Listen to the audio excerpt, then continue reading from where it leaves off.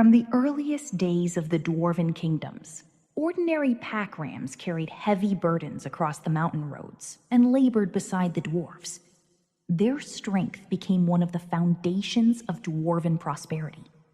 Yet near the sacred mountain lived an entirely different breed, the Brundar. For thousands of years, the Brundar fed upon the strange plants that grew across the mountain slopes. Many believed those were no ordinary plants, but gifts of the moon-touched mountain itself. Through them, the Brundar gained extraordinary strength. Generation after generation, they became larger, stronger, and more enduring. Some believed that the mountain itself had shaped them with a purpose, preparing them to become the guardians who would one day defend its people.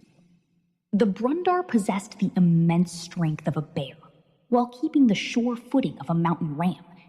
They climbed cliffs with unmatched confidence and endured conditions that few creatures could survive. They were stubborn, fearless, and incredibly powerful, yet they were never cruel without reason. The Brundar knew the mountain as their home. They could sense the difference between those who belonged there and those who came only to corrupt it.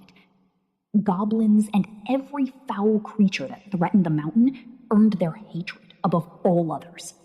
As more dwarven clans arrived from distant lands, each brought traditions and skills refined over countless generations. Among them were the northern dwarves, hardened by freezing winters and gifted in the ways of wild creatures. They understood one truth that others quickly learned: the Brundar could never be conquered by force. Their trust had to be earned through patience.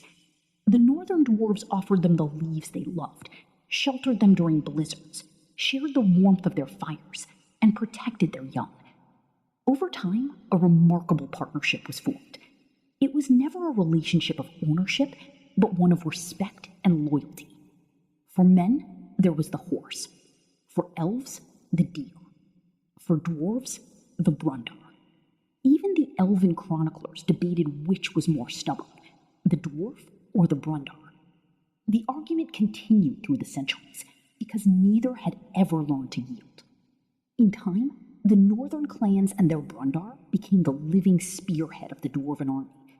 The Brundar cavalry earned a reputation as one of the most powerful mounted forces in all the Dwarven kingdoms. As the fame of the Great Mountain spread across distant lands, more Dwarven peoples came seeking a new home beneath its halls. Among the largest were the dwarves of the Old Forest. For generations they had lived beside a small mountain, surrounded by an ancient forest within elven lands. Long ago, the elves had allowed them to settle there under one condition: they must respect the forest and preserve its natural balance. Life among the trees changed them. They became masters of healing herbs, rare roots, and plants whose properties were almost unknown to other Dwarven peoples. Their healers became some of the finest in every Dwarven kingdom. Their craftsmen mastered the